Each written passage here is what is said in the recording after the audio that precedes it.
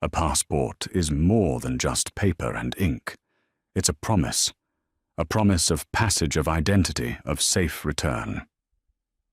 For Dr. Kendall Mercer, it was a key not just to another country, but to uncovering a rot festering within one of the nation's largest airlines. She carried it with the quiet confidence of a woman who understood rules better than the people paid to enforce them. For gate agent Bianca Marlowe, that same passport was a symbol of everything she resented, a life she felt was unearned by the woman standing before her. In one fateful misguided act of power, Bianca would tear that promise. In two, not knowing she wasn't just destroying a travel document, but detonating a bomb in her own life and career, all under the watchful eyes of the very authority she had sworn to respect. The air in John F. Kennedy International Airport's Terminal 4 hummed with a unique blend of anxious energy and stale coffee. It was a Tuesday in late August, the tail end of the summer travel surge, but the crowd still ebbed and flowed like a relentless human tide. Dr. Kendall Mercer stood in the priority boarding line for Transcontinental Air Flight 815 to London Heathrow, a picture of understated professionalism. She wore a tailored charcoal blazer over a simple silk shell, practical trousers, and comfortable yet stylish loafers. Her hair was pulled back into a neat chignon, and her only jewelry was a classic timepiece on her wrist. She could have been a corporate lawyer, a university professor, or a successful entrepreneur.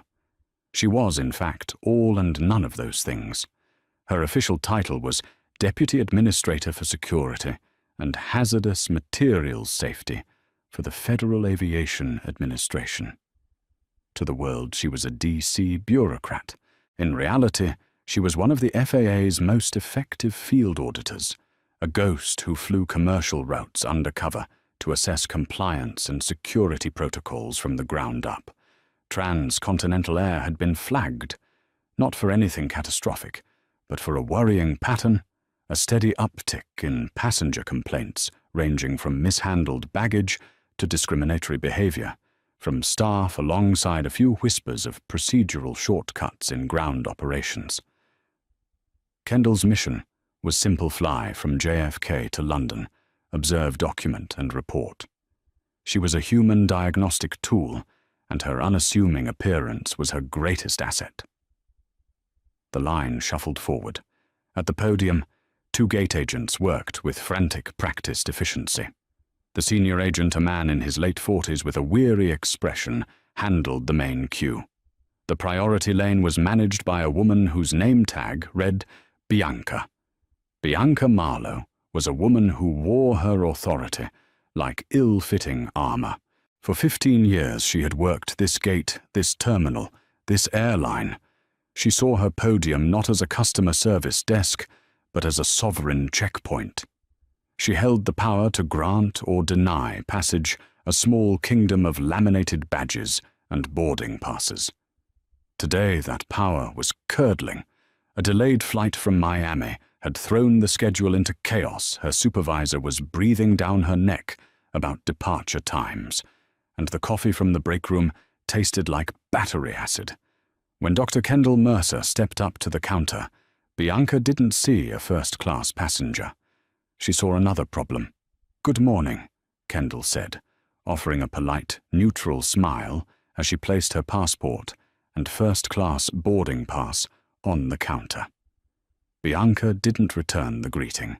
Her eyes, sharp and critical, flicked from Kendall's face to the documents, then back again. She picked up the passport, her thumb rubbing over the gold crest as if checking for a forgery. "London, huh?" she said, her tone flat. "That's the plan," Kendall replied evenly, her senses already on high alert. This was the moment of truth in any audit, the first human interaction. It set the tone for everything. Bianca tapped her long acrylic nails on the counter. She scanned the boarding pass, then the passport, then held the passport photo next to Kendall's face, letting the silence stretch for an uncomfortably long moment. This was outside standard procedure. A quick glance was normal. This was a theatrical display of scrutiny. "Your photo looks a little different," Bianca stated, not as a question, but as an accusation. "It was taken 5 years ago," Kendall said, her voice remaining calm. "People change." Bianca wasn't satisfied. She ran the passport under the UV light, then examined the microprinting with a small magnifier she kept on a chain. All of this was technically within her purview, but the context felt wrong. It was overly aggressive, performative. Kendall watched her mind a silent recorder, noting the deviation from standard verification protocols. The agent for the main queue was simply scanning passports and waving people through. Kendall was being singled out. "Everything in order?" Kendall asked, her tone still mild. Bianca ignored her, her lips pursed in a thin line of concentration or perhaps annoyance. She opened her mouth to say something, then seemed to think better of it. With a final suspicious glare, she stamped the boarding pass and slid it back across the counter, holding on to the passport. "Go ahead." Kendall took her boarding pass, but paused. "My passport, please." Bianca's eyes narrowed. For a split second, a flicker of something ugly resentment maybe crossed her face. She slapped the dark blue booklet down on the counter. "Have a nice flight," she said, the words dripping with a sarcasm, so thick it was almost tangible. Kendall picked up her passport, her expression unreadable.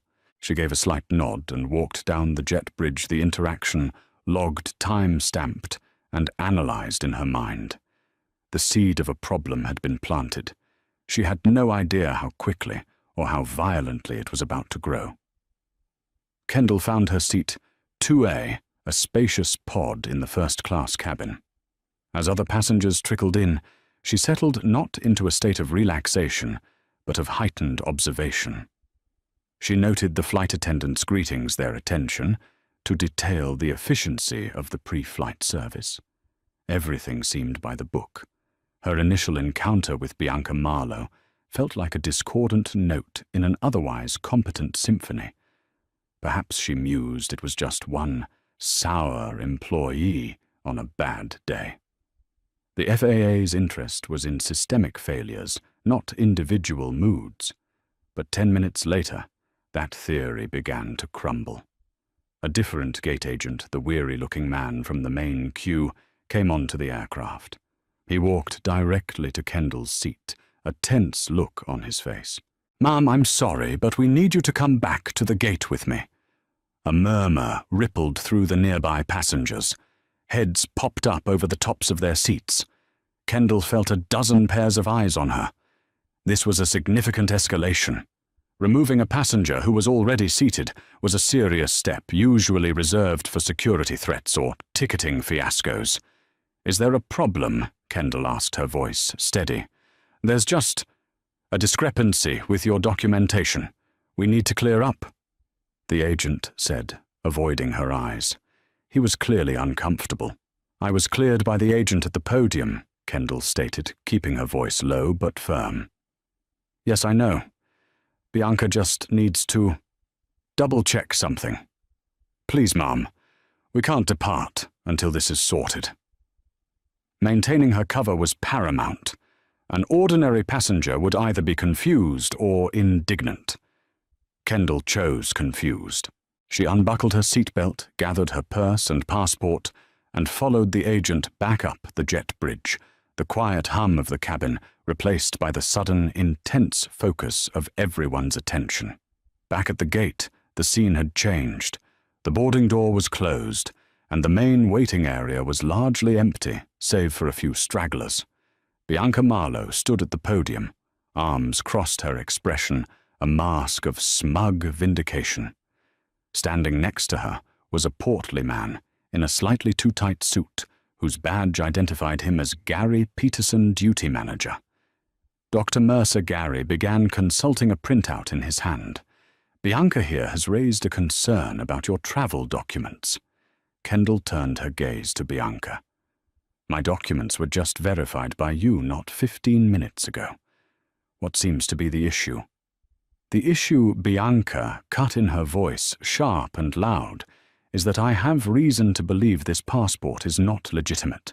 The lamination is peeling slightly at the corner, and the photo quality is suspicious. Kendall looked down at her own passport. It was a government-issued biometric document. It had been used for dozens of international trips without a single issue. There was no peeling lamination. I assure you this is a valid United States passport, Kendall said, her patience beginning to wear thin.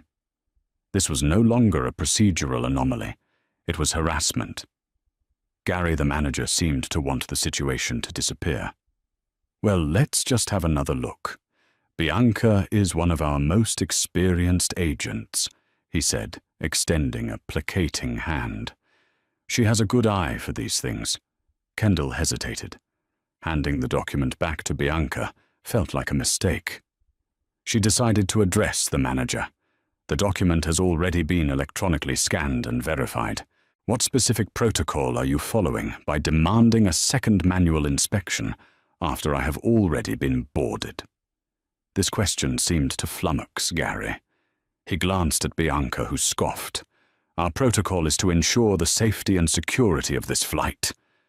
Bianca snapped, her voice rising in pitch. We get all kinds of people trying to use fake IDs, trying to get on flights they can't afford. It's my job to stop them.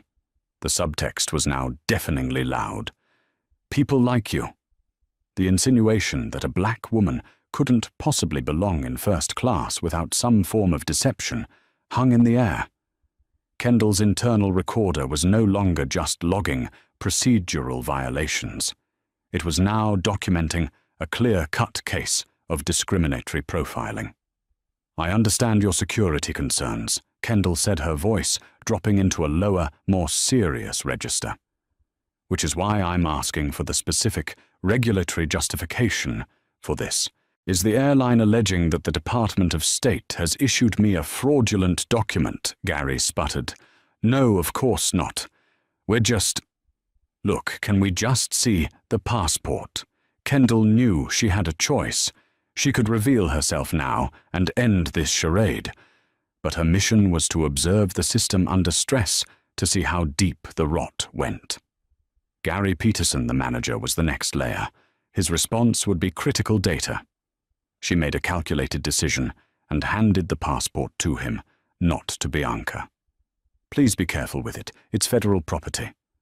Gary took it, but Bianca snatched it from his hand before he could even open it. I'll handle this, Gary. I'm the one who spotted it. She held the passport, a smirk playing on her lips. She wasn't inspecting it. She was brandishing it like a trophy. She opened it to the photo page and held it up. I'm just not seeing the resemblance, she said loudly, for anyone who might still be in earshot. And this name, Dr. Kendall Mercer. It sounds a little made up, don't you think? Kendall remained silent, her expression unyielding. She let Bianca continue, let her dig the hole deeper. Every word, every action was another nail in the coffin Bianca was building for herself. Bianca held the passport in both hands, her knuckles white. The frustration was radiating from her. Kendall's unflappable calm was clearly infuriating her. She had expected hysterics, pleading anger, something that would validate her suspicions. She was getting nothing but steely, unnerving composure. You know what Bianca said, her voice trembling with a rage she could no longer contain. I've seen enough. This is a fake, a bad one. And then, in a move of such breathtaking arrogance and stupidity that it defied all logic, she brought her hands apart. The sound was quiet, yet it echoed in the cavernous space of the terminal gate. Shollick rip. The sound of laminated paper and stitched binding giving way. Bianca Marlowe had torn Dr. Kendall Mercer's passport in half, right down the middle of the photo page. For a heartbeat, there was absolute silence. The only sound was the distant whine of a jet engine on the tarmac. Gary Peterson's jaw went slack, his face draining of all color. The other gate agent, who had been quietly processing paperwork, froze mid-staple, his eyes wide with disbelief. Dr. Kendall Mercer didn't gasp. She didn't shout. Her expression remained a fixed mask of glacial calm, but something in her eyes shifted. The quiet observer was gone. In her place was a federal officer witnessing the destruction of government property and a flagrant violation of international travel law. Bianca stared down at the two halves of the passport in her hands, a flicker of shock finally penetrating her rage. But it was immediately replaced by a desperate defensive bravado. She tossed the mangled pieces onto the counter. It was a fake, anyway, she declared, her voice a little too loud. I did the right thing. Kendall slowly lowered her gaze from Bianca's face to the destroyed document on the counter. Her passport, her identity in the eyes of the world. A symbol of her citizenship, her right to travel, her very personhood, ripped in two by a woman on a power trip. You have just committed a federal crime, Kendall said. Her voice was devoid of emotion, a simple statement of fact. It was more chilling than any scream. Gary Peterson finally snapped out of his stupor. Bianca, what did you do? He whispered, a tremor of panic in his voice. I did my job, Gary, she shot back, her confidence already starting to fray at the edges. Call Port Authority security. She's trying to travel on a forged document. I will not be calling anyone, Kendall said, finally looking up and meeting Gary's terrified gaze. But you will. You will call your airline's head of corporate security, the Port Authority Police Department, and the duty officer for Customs and Border Protection. You will inform them that your agent Bianca Marlowe has willfully destroyed a United States passport at Gate C-64. You will do this immediately. Her authority was absolute. She wasn't asking. She was issuing a directive. Gary, caught between his belligerent employee and this woman who spoke with the force of a tidal wave, was paralyzed. Now, Bianca, he stammered, turning on her, this is not procedure. This is way out of line. She's a fraud, Gary. Can't you see it? Bianca insisted, her voice growing shrill with desperation. She pointed a trembling finger at Kendall. Get security down here to arrest her. The situation was spiraling. A few passengers who had deplaned to see what the commotion was were now filming on their phones. The weary gate agent was backing away slowly, as if distancing himself from a ticking bomb. Kendall reached into her purse. For a moment, Bianca flinched as if expecting a weapon. Instead, Kendall pulled out her phone. She didn't dial 911. She selected a single contact from her favorites and lifted the phone to her ear. This is your last opportunity to contain this situation yourself, Kendall said to Gary, her eyes never leaving his. You have 60 seconds to make those calls before I do. And trust me, you do not want me to make my call. Gary stared at her, then at the phone in her hand, then at the shredded passport. He was a man watching his career flash before his eyes. He saw years of pension contributions, his 401k, his family's health insurance, all about to be consumed by the fire Bianca had started. He chose self-preservation. He scrambled for the phone at the podium. Yes, get me. Get me station security. And the PAPD liaison. Now, Bianca looked at him, her face a mask of betrayal. Gary, what are you doing? I'm the victim here. But no one was listening to Bianca anymore. The center of gravity in the room had shifted entirely to the calm, composed black woman who stood as if she were in the eye of a hurricane she had personally summoned. Her phone connected. This is Night Owl, she said, into the receiver, her voice low and clear. The use of the call sign instantly changed the atmosphere. It was a word that carried immense weight. I have a Code 7 security breach at JFK Terminal 4 Gate, CN64 Transcontinental Air. Repeater Code 7. Authenticate Sierra Tango 905. Mobilize immediate federal response. I am invoking Protocol 19 Delta. She listened for a moment, then said, "Affirmative." The asset has been compromised. The situation is hostile but contained. She ended the call and placed the phone back in her purse. She looked at Gary, who was pale and sweating, and at Bianca, whose face was now a mixture of confusion and dawning horror. The term Code 7 meant nothing to them, but the tone of the call was unmistakable. This was not a customer service complaint. This was something else entirely. Who are you?"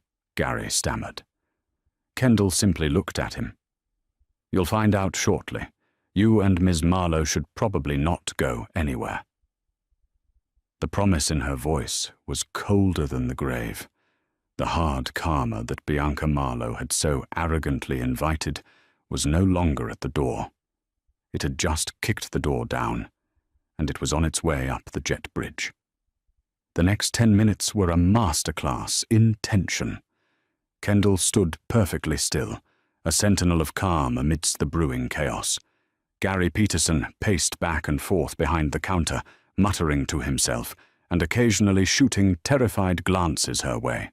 Bianca Marlowe had retreated to a stool in the corner, alternating between staring at Kendall with venomous hatred and furiously texting on her phone, presumably to a union representative or anyone she thought could save her. The passengers who had been filming were gently but firmly told to return to their seats by the flight crew, who had been instructed to keep the cabin door closed. The rumor mill inside the aluminum tube of Flight 815 was undoubtedly running at full capacity.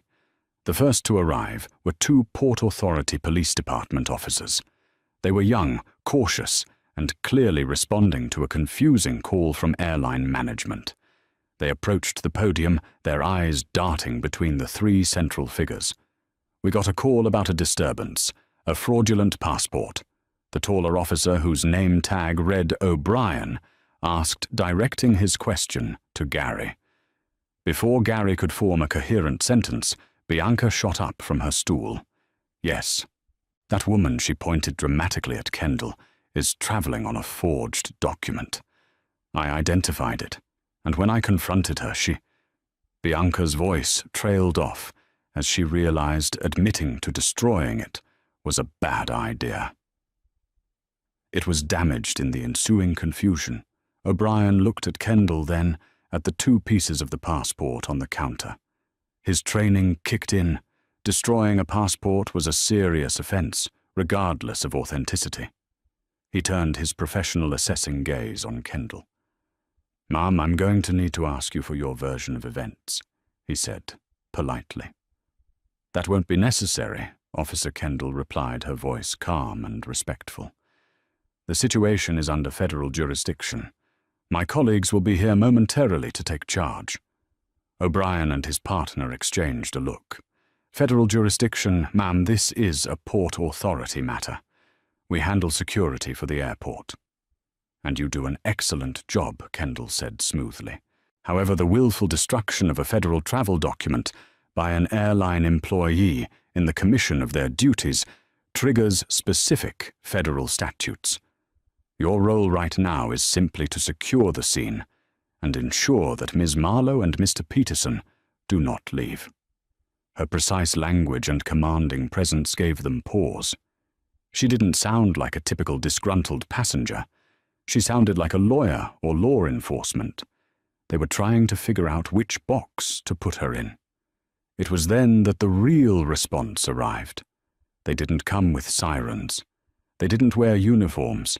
3 men and 1 woman in dark, impeccably tailored business suits walked up to the gate with the quiet, purposeful stride of people who were accustomed to being in charge. They didn't have to announce their presence. The air itself seemed to part for them. The lead agent, a silver-haired man with eyes that had seen everything, flashed a badge at the PAPD officers.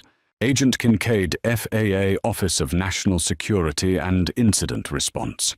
He said, his voice a low baritone. We're taking over this scene.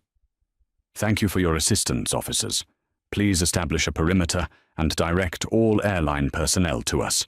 The PAPD officers, O'Brien and his partner, blinked. The FAA. They were expecting Homeland Security or the FBI. The FAA guys were usually pencil pushers who checked on maintenance logs. But these people did not look like pencil pushers. Their credentials were real, their authority palpable. O'Brien nodded.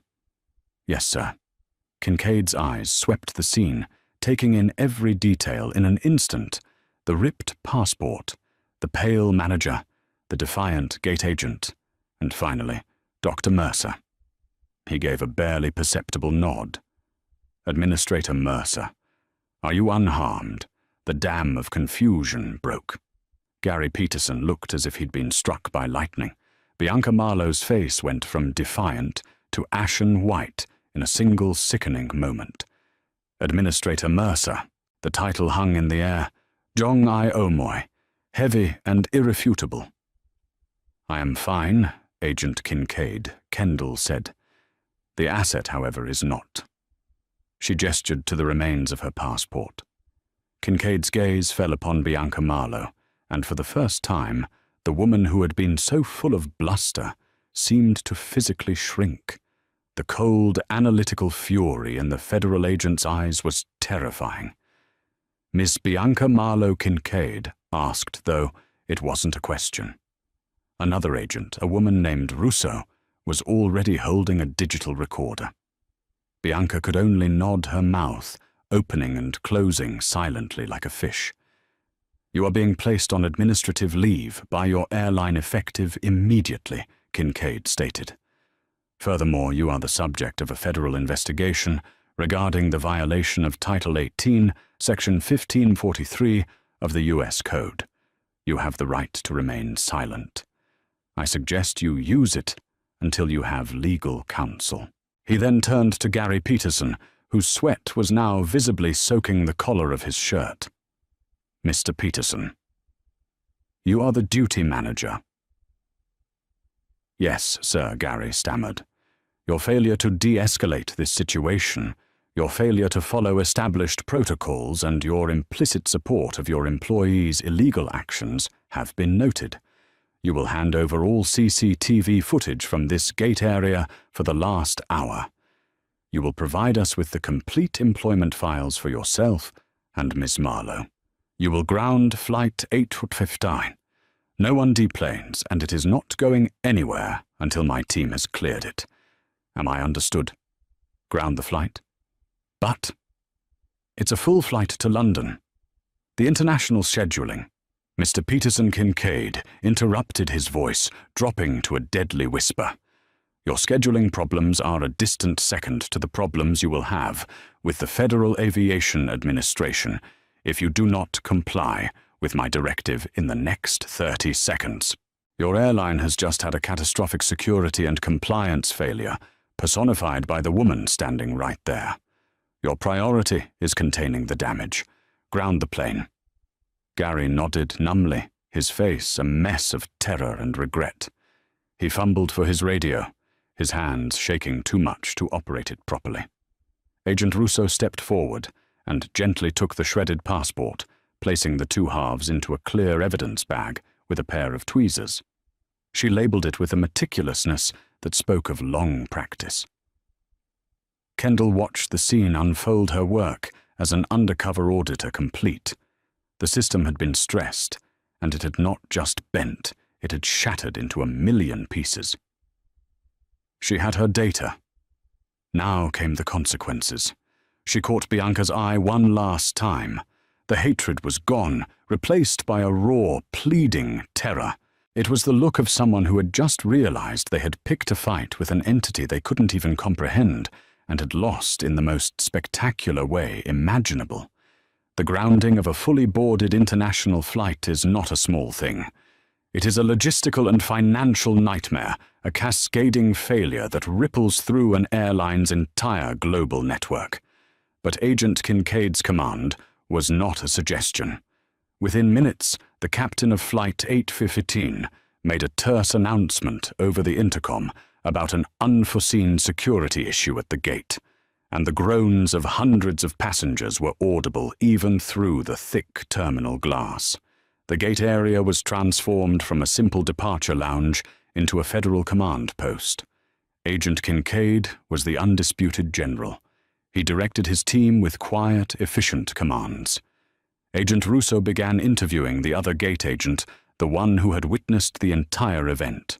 Another agent was already on the phone with Transcontinental Air's corporate headquarters in Atlanta, and from the one-sided conversation, it was clear that the person on the other end was having the worst day of their professional life. "No, I don't care if CEO Robert Chen is in a board meeting," the agent said calmly into his phone. "You can tell him the FAA is currently investigating a civil rights and federal property violation at his JFK hub, and if he isn't on a call with me in the next 5 minutes, our next conversation will be about suspending Transcontinental's operating certificate for this entire terminal." Bianca Marlowe and Gary Peterson were separated and invited into 2 small, sterile administrative offices just off the gate. They were not under arrest, not yet, but they were not free to leave. The illusion of their authority had been so utterly stripped away that they looked like lost children.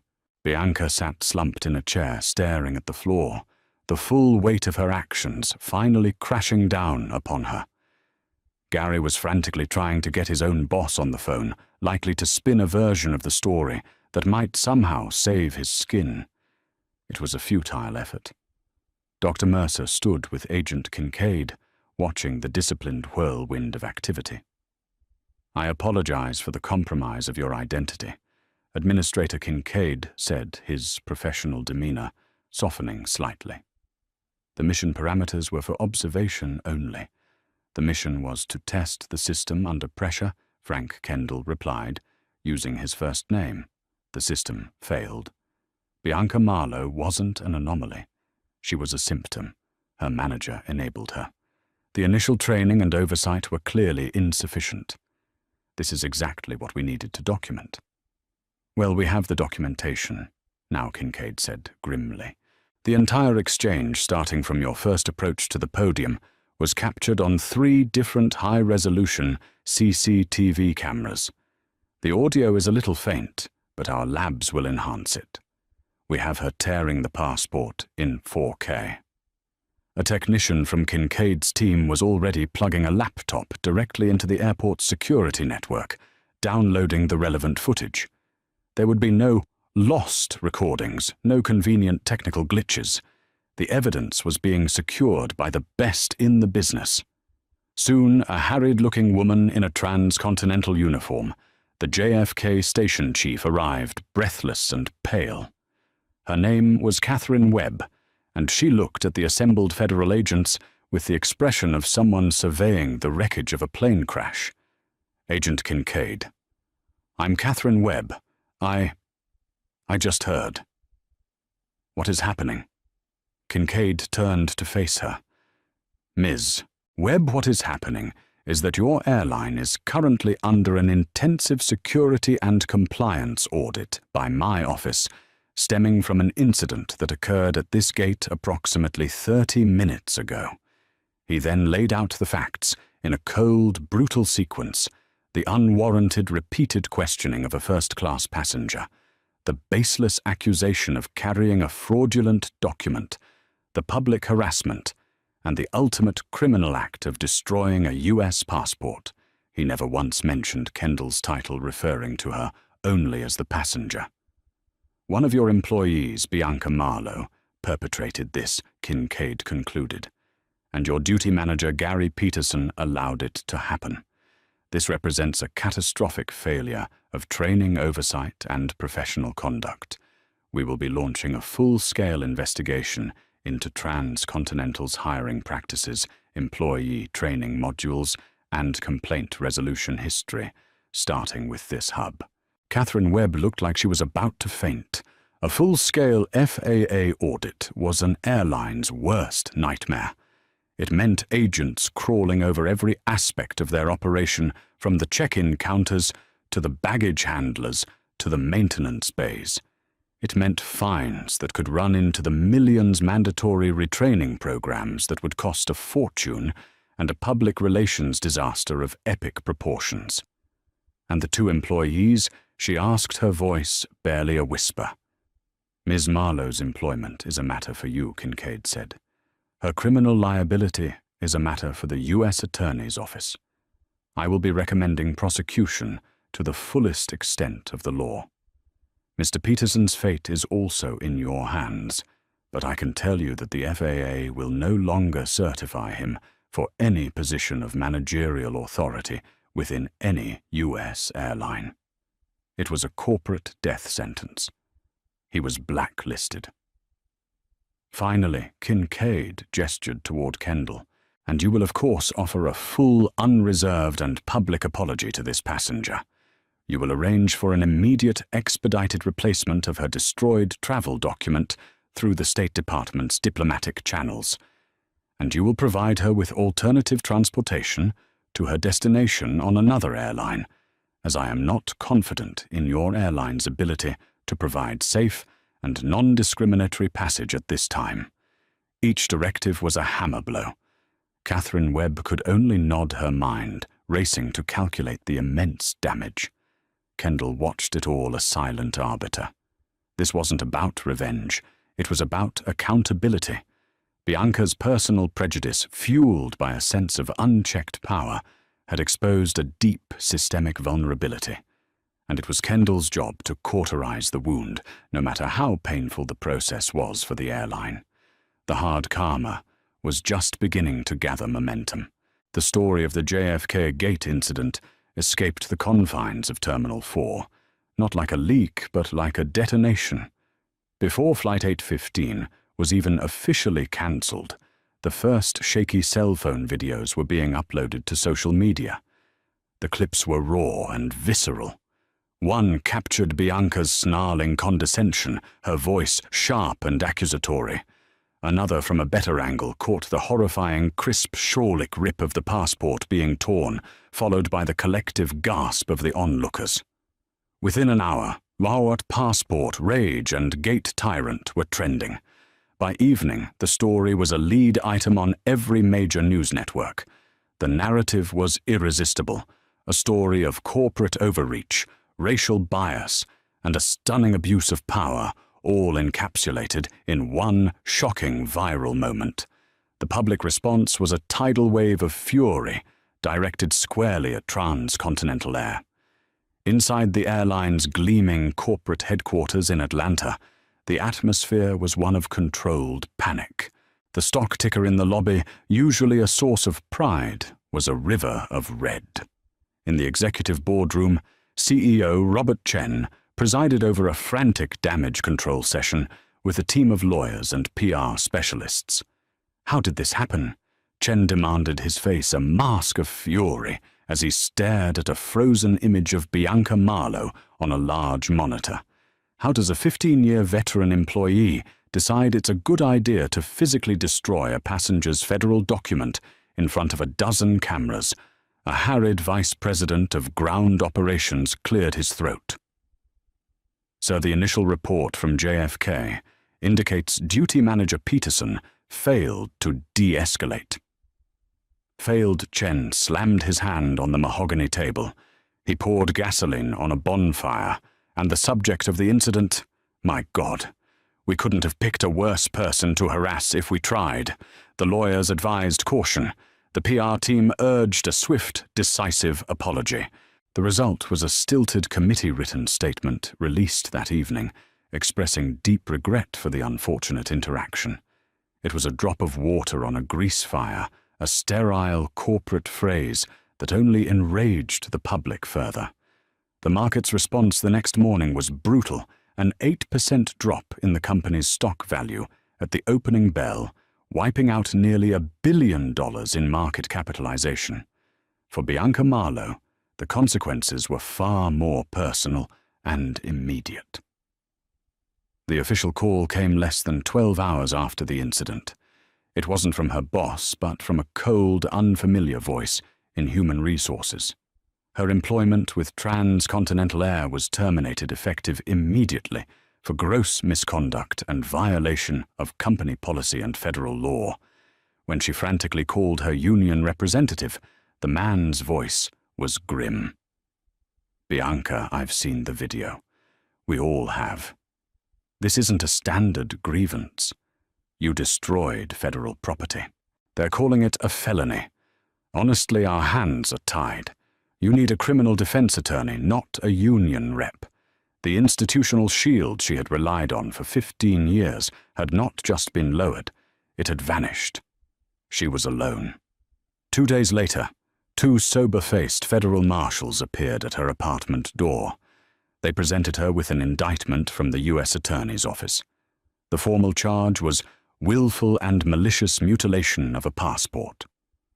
Reading the stark legal language, the full weight of her actions finally crushed her. The arrogant gate agent who ruled a tiny kingdom was gone, replaced by a terrified woman facing the terrifying, impersonal might of the federal justice system. Gary Peterson's downfall was just as swift, though less public. He was summoned to a meeting with Catherine Webb and 2 stone-faced corporate lawyers. He tried to deflect, to sacrifice Bianca to save himself. It was all her, he pleaded. She went rogue. I tried to control the situation. The lead attorney simply slid a file across the table. It was a printout of the FAA's preliminary findings compiled by Agent Kincaid's team. It detailed Gary's failure to intervene, his validation of Bianca's actions, and worse, a documented history of him dismissing at least a dozen prior complaints filed against her. "You didn't control the situation," Mr. Peterson, the lawyer, said coldly. "You enabled it. You fostered a culture at that gate that made this incident not just possible but inevitable." He was fired for gross negligence. A week later, he received a certified letter from the Federal Aviation Administration. It informed him that, due to his conduct, his managerial certifications were permanently revoked. He was blacklisted from holding any position of authority in the American aviation industry. At 52, with a mortgage and 2 children in college, his career was over. The FAA audit, meanwhile, was an exercise in methodical dismantlement. Kincaid's teams moved with quiet, terrifying efficiency, expanding their probe from JFK to transcontinental hubs in Chicago, Dallas, and Los Angeles. They were an army of auditors in dark suits, sifting through digital archives and personnel files. They uncovered systemic deficiencies in the airline's de-escalation training, revealing a curriculum that was hopelessly outdated. They proved that the internal system for flagging problem employees was intentionally designed to protect the company from liability rather than to correct behavior. The discovery of Bianca Marlowe's full complaint history was the smoking gun that proved the JFK incident was not an anomaly, but a symptom of a deep-seated disease. With each new finding, the FAA levied a new fine: $1.5 million for inadequate training, $2.2 million for improper record-keeping. The penalties accumulated, eventually surpassing a staggering $25 million. Finally, Transcontinental was forced to the negotiating table and made to sign a sweeping consent decree. The legally binding agreement mandated a complete top-to-bottom overhaul of their entire customer-facing operation, and the FAA had a special requirement. The centerpiece of the new training program would be a mandatory simulation module using the actual CCTV footage and case file from the JFK incident as its core material. When a transcontinental executive weakly protested that it was humiliating, Kincaid's response was ice cold. That's the point. It became known officially as the Advanced De-Escalation and Bias Awareness Module. Internally, everyone at the airline knew it by its real name, the Mercer scenario. Dr. Kendall Mercer's name was now etched into company policy, a permanent institutional scar, and a constant reminder of the day their arrogance was met by the quiet, immovable force of federal accountability. While this firestorm raged, Kendall herself was the picture of calm. The State Department, at the FAA's urgent request, had issued her an emergency passport in a record-breaking 2 hours. She was on a British Airways flight to London that same evening. She completed her original mission, her mind compartmentalized and focused. Her final report, filed upon her return, was a masterpiece of dispassionate analysis, detailing every procedural failure and violation she observed. It formed the unshakable foundation of the FAA's case against the airline, ensuring that the avalanche of consequences she had triggered was not just punitive, but transformative. 6 months felt like both a lifetime and the blink of an eye. In a quiet, wood-paneled courtroom within the Theodore Roosevelt Federal Courthouse in Brooklyn, the final act of Bianca Marlowe's professional life reached its somber conclusion. The air was heavy with the uniquely sterile tension of federal proceedings. The gallery was sparsely populated with a few journalists and legal aides, all observing the proceedings with a detached professional curiosity. Bianca Marlowe was barely recognizable as the imperious gate agent from that August afternoon. The severe bun and sharp acrylic nails were gone. Her hair was limp, her face pale and puffy, and she was dressed in a drab, ill-fitting grey suit that seemed to swallow her small frame.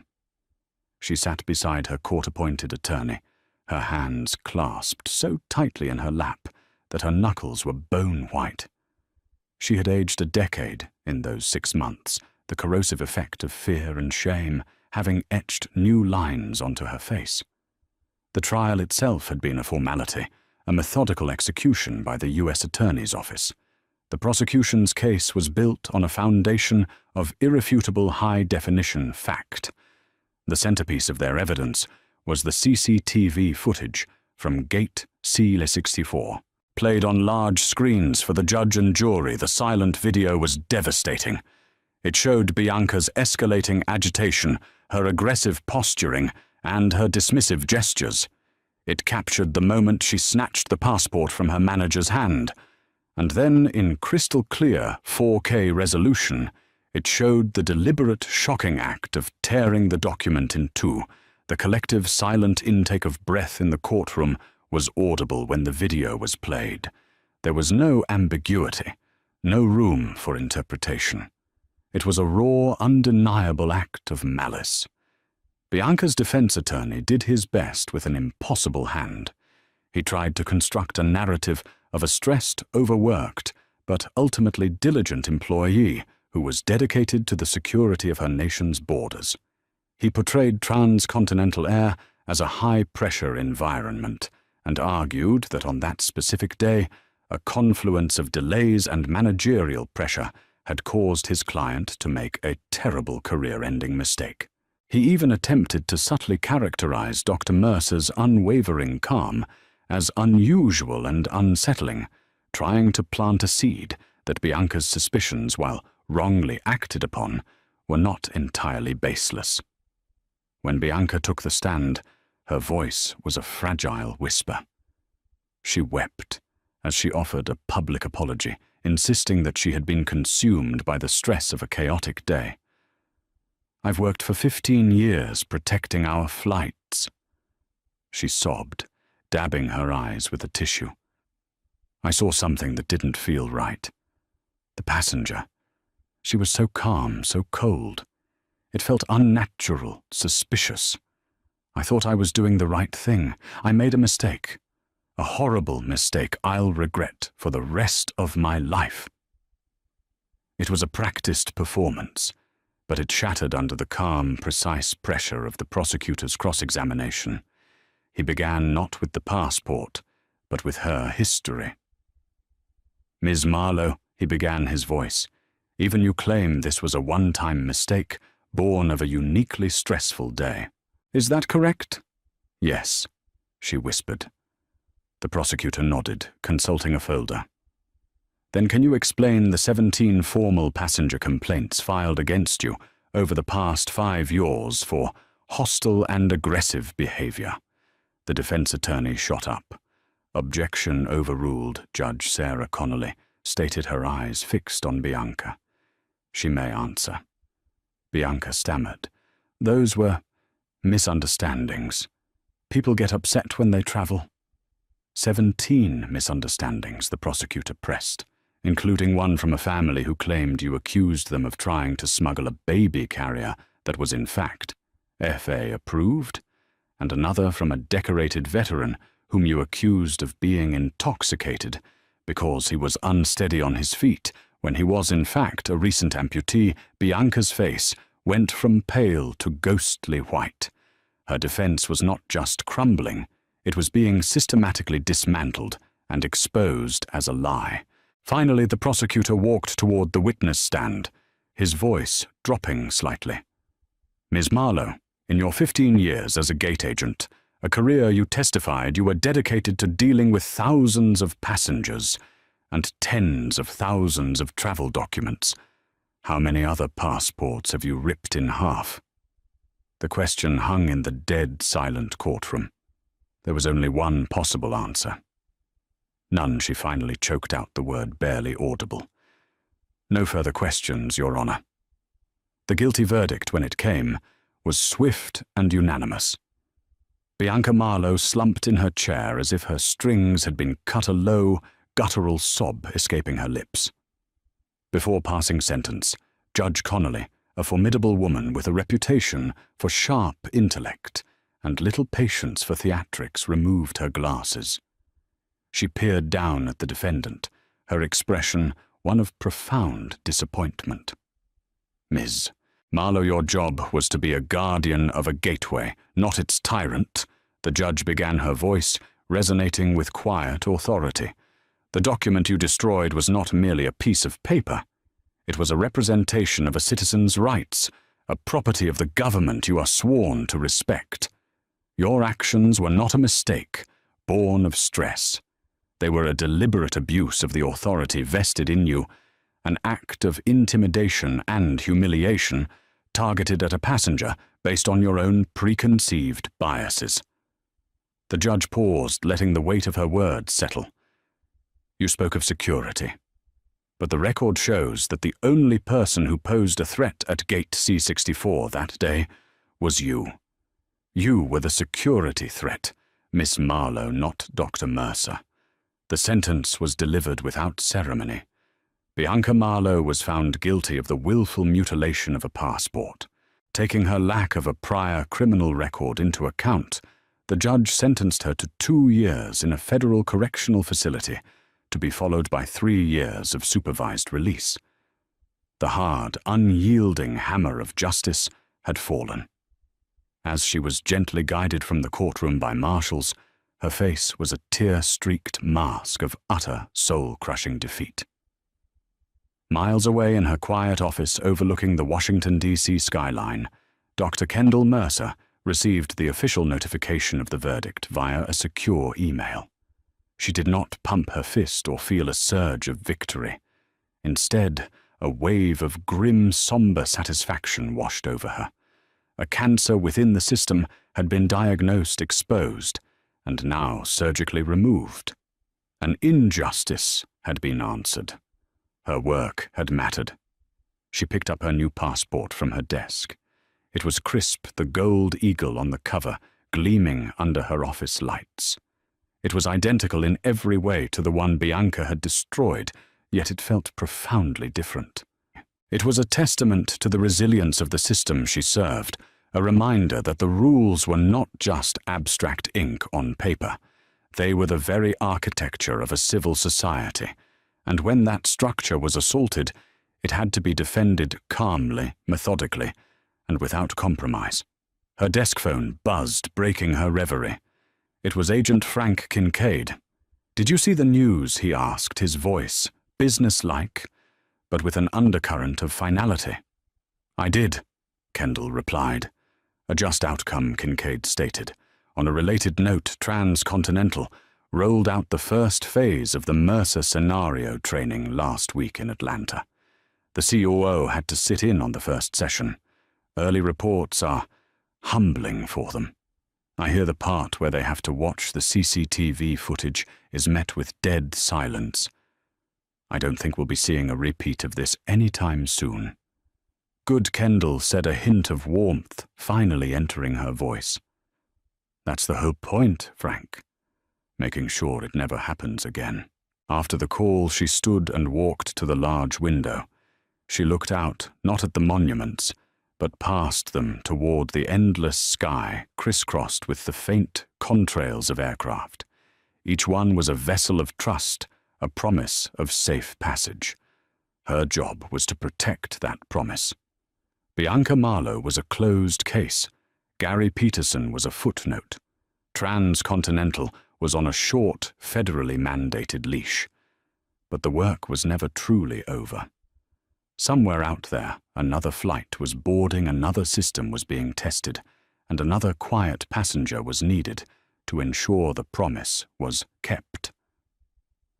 And Dr. Kendall Mercer was ready for her next flight.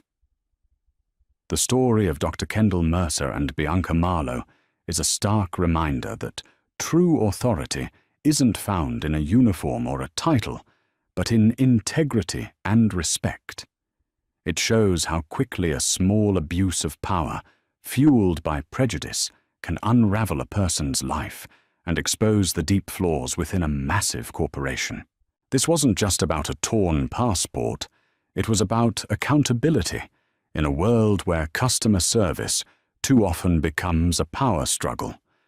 The system of checks and balances worked this time because the right person was in the wrong place at the perfect time.